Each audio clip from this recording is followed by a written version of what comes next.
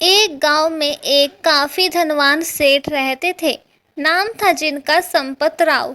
धन संपदा ऐशो आराम की उनको कोई कमी नहीं थी, परंतु पुत्र सुख उनके भाग्य में न था।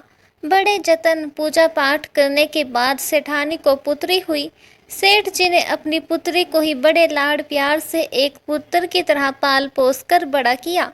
सेठानी हमेशा सेठ जी को एक पुत्र गोद लेने को कहती, लेकिन सेठ जी पुत्र सुख उनके भाग्य में न होने की बात कहकर सेठानी जी की बात टाल देते। खैर, हर बेटे की तरह सेठ जी की बेटी भी शादी योग्य हो गई और तय समय पर शुभ मुहूर्त देखकर सेठ जी ने अपनी बेटी की शादी धनवान व्यक्ति से कर दी। परंतु बेटे के भाग्य में धन का सुख नहीं था। शादी के कुछ समय बाद ही बेटी का पति जुआरी शराबी निकल गया और शराब और जुए में उसकी सारी धन संपदा समाप्त हो गई। बेटी को इस तरह दुखी देखकर सेठानी जी भी दुखी हो गई।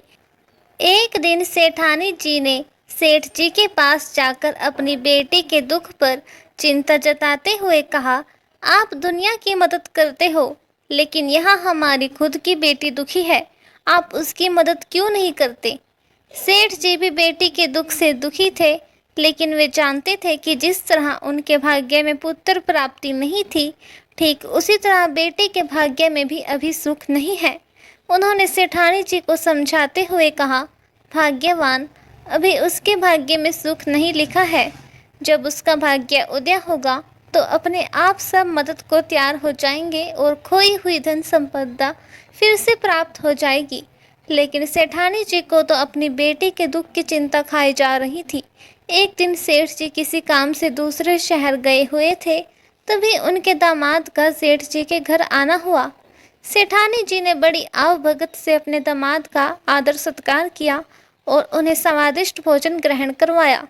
तभी उनके मन में बेटी की मदद करने का विचार मन में आया और उन्होंने सोचा कि क्यों न मोतीचूर के लड्डुओं के बीच में सोने की अशर्फियाँ रखकर बेटी के घर भिजवा दी जाए। बस सेठानी जी के सोचने भर की देर थी। उन्होंने जल्दी से मोतीचूर के लड्डू बनाए और एक एक सोने की अशर्फी लड्डुओं के बीच रखकर दामाद को टीका लगाकर देशी घी के लड्डू, जिनमें अशर्फियाँ थी, देकर विदा किया। लड्डू देकर दामाद जी घर की ओर निकले। रास्ते में उन्हें एक मिठाइयों की दुकान दिखाई दी। दामाद जी ने सोचा, इतना वजन लेकर कौन घर जाए, क्यों न लड्डू मिठाई की दुकान पर बेच दिए जाए। बस फिर क्या था, दामाद जी के सोचने भर की देर थी।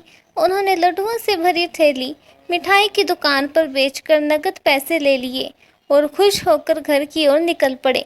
उधर सेठ जी बाहर से आए तो उन्होंने सोचा कि क्यों न घर के लिए देसी घी के मोतीचूर के लड्डू ले चलूं।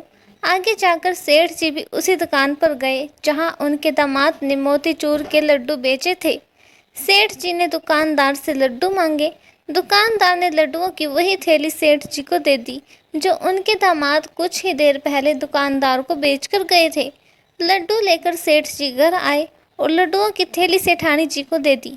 लड्डुओं की वही थैली देख सेठानी जी ने लड्डुओं को फोड़कर देखा तो उनमें से अशर्फियाँ निकली। अशर्फियाँ देख सेठानी जी ने माथा पकड़ लिया और बेटी की मदद करने के लिए दामाद जी को लड्डुओं में अशर्फियाँ छुपा कर देने की बात सेठ जी को बताई। सेठानी जी की बात सुनकर सेठ जी ने कहा, भाग्यवान, मैं न कहता था कि अभी धन सुख उनके भाग्य में नहीं है, इसलिए तुम्हारी दी गई अशर्फियाँ फिर से घूम फिर कर तुम्हारे पास ही आ गई।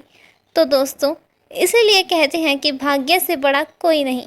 जो इंसान के भाग्य में लिखा होता है उसे वही नसीब होता है। ऐसे ही और वीडियोस को देखने के लिए हमारे channel the quest of spirit से जुड़े रहिए। धन्यवाद।